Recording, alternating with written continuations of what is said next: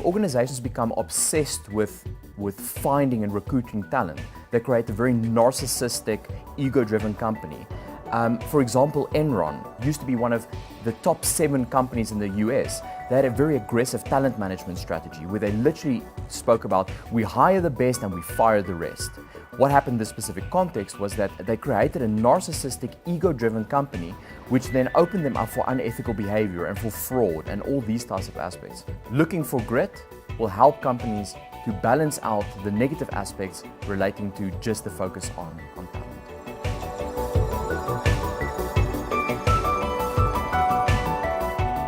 I think grit as a concept, as a trait, is important for everybody. It depends on how you want to go apply it, I guess. So it's really context specific, but it's the alignment of yourself to that environment. It's the alignment of yourself to your interests. And that's why I think where the core thing about grit comes in. It's really figuring out what are the things that you're passionate about, that you're really interested in, and investing in that. And even if you're working as a professor at a university, you might find playing chess, for example, as something that you're extremely interested in, and you invest a lot of time in it. So it's kind of like just figuring out the areas that give you a lot more energy and investing in that. So it's not really, I would say, population specific, but it's individually focused, and it's to help you to really become the best possible version of yourself. I think in both South Africa and the Netherlands, we are kind of obsessed with selecting talent and potential. The problem is that for selecting potential doesn't necessarily mean that you're going to perform. Getting the best person with the highest capabilities, with the highest IQ, with the most potential doesn't necessarily mean that person is going to perform in that specific context. So it's important for employers to move away from the concept of just talent, but really trying to assess grit or grittiness, the ability to really exert a lot more effort in achieving their individual goals, obviously attached to the organization's vision and mission, but also showing high levels of perseverance to kind of get through these challenges that they will experience at work. They looked at the effectiveness in terms of performance of headhunted talent versus committed employees that went through the normal recruitment and selection process, but that was more committed. And they found that the people that are headhunted talent, so they perform a lot better, a lot faster than their normal counterparts, but over time it levels out. Where the gritty employees, the people that really exert a lot more effort, they start slower, but they tend to achieve a lot more over time. So it's important to kind of like identify these individuals, because the top talent, the probability that they will leave your company is a lot higher, which is the case. But if you invest in these employees to really select the gritty people that are really interested in the things that you the vision of your company, the products that you're making, the services that you are producing, and you can get them to be committed to exert more effort, these gritty people will perform a lot better over time than their highly performing, talented counterparts. The components of grit itself is passion, perseverance, and environmental agility.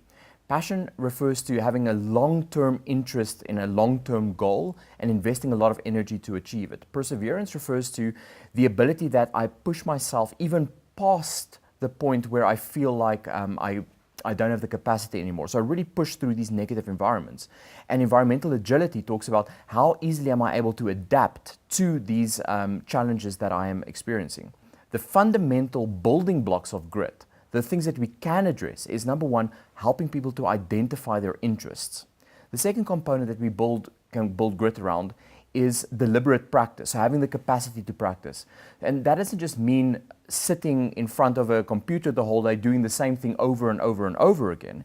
It means having the capacity to have a long-term goal, but also having the capacity to evaluate the things that I'm good at and the things that I'm bad at, and identifying the things that I'm bad at and trying to doing those things over and over and over again, refining your skill set in order to ensure that that thing that you're bad at and your big skill becomes a strength of yours. The two most important components then is also having purpose. So interest without purpose doesn't mean anything. So just because I'm interested in I don't know, rugby, if I'm not passionate about it, if there's no purpose for me to have that interest, I'm not going to invest a lot of time in it. So understanding how your interest then connects to the larger system will help you to be able to help you to develop the perseverance you need to push through those times where it's really difficult for you to do it. And the final component is then hope. Having this expectation that things will, in effect, work out how it's supposed to do. Because we learn helplessness, so we learn to be hopeless, but we can also learn to be hopeful by, for example, utilizing positive self-talk or hopeful self-talk or these types of matters. But yeah, those are the 4 components. The thing that really makes me excited is the fact that it can be developed. I know, for example, students in this specific context, they start at university and they really struggle to get through their degrees. Their parents tell them, well, you need to go study medicine because medicine is going to make you a lot of money. But the student really struggles. Not that they necessarily don't understand the work or the content, but they're just not interested in it. You take that same student and you place him in an education program or in a psychology program, and all of a sudden, it's not that the content is easier, but they tend to perform 10, 20, 30, 40 times better than they did in the previous degree. The same thing at work. You can really develop grit if you can really help people to identify what their talents are or their strengths are, aligning it to their talents, giving the probability or the possibility to consistently challenge themselves or develop their skill set in this area, and allowing them to be autonomous, at work. Just feeling that you don't have talent in something, that you're not good in something, is not it's not a prison sentence, and that's what I really like about it.